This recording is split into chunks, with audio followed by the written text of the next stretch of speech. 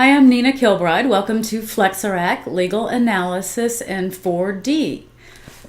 In their book, The Grand Design, Stephen Hawking and Leonard Mlodinow give us a really good analogy in their concluding chapter to help us imagine the point they're trying to make about the universe proliferating and coming forth out of some very basic elements and rules. And the analogy they use is an old video game created by John Conway, who was a classmate of Stephen Hawking's in 1970. And this video game, Game of Life, is a grid-based cell video game. I'm using an application called Golly, but Game of Life is open source and available in a lot of places online. And the rules of Golly are simple. Any square is either alive or dead, on or off. Any square that has 2 or 3 live neighbors lives to the next generation. Any square that has 4 or more live neighbors is going to die in the next generation. So a square will die of loneliness or of overcrowding. And we can put in any sort of random inputs. So I'm just going to squiggle it and come up here to the corner and press play and watch our design tessellate out into multiple generations. And most of these patterns end up going nowhere very interesting, but computer scientists began to notice that certain things happened. Things like gliders would come across the screen, or guns would be spontaneously created. They discovered that as they got more sophisticated with their inputs and their rules, they could create more interesting and sophisticated devices. Like here we've got color and perpetual motion. One of my favorites. It's a little bit weird. Watch. Did you see him? He's coming back. So out of these very basic rules of a pixel being on or off and the relationships between the pixels being more and more sophisticated and intricate, we can see the development of a very sophisticated industry. From the early days of Pong, you can kind of see the Game of Life imagery there,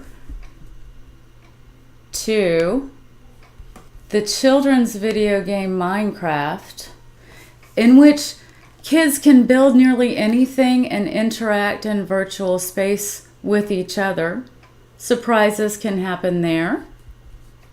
And then in even more sophisticated iterations, we get worlds like World of Warcraft, where the perspective has gotten so large that we can't even see the individual pixels. And it's almost as if we're having a real experience, a virtual reality experience. Just like Game of Life can help us understand Stephen Hawking's universe, it can help us understand a vision of private law as the matrix that supports the entirety of human endeavor. And it's a matrix woven of a dimension of voluntary obligation, involuntary obligation, and matter. Contracts are those rules of the voluntary obligations. The basic nugget, just like in Game of Life, is that the law supports and enforces those agreements that are consensual and based on consideration. Torts arise when the law imposes involuntary obligations. The basic rule is that a wrongdoer must compensate a person harmed by his or her actions. Those two bodies of law combine and then expand, explode, to cover everything people do, because property is the catalyst for the matrix of private law. It changes to cover every situation, everything people buy, sell, and every relationship we enter into, from family law business debtor-creditor work, securities litigation, intellectual property, and kinds of property in law we haven't even thought of today.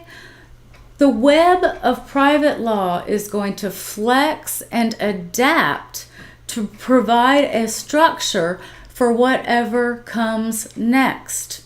If you learn to scale the web of private law in your head, you develop a powerful tool that you can apply to any situation, both in your professional life and in your daily life. Like in Game of Life, understanding the web of private law, learning more and more and being able to see a bigger picture eventually gets you to a place where you can see the law happening in multiple dimensions. And we'll talk about examples of that in other classes as well.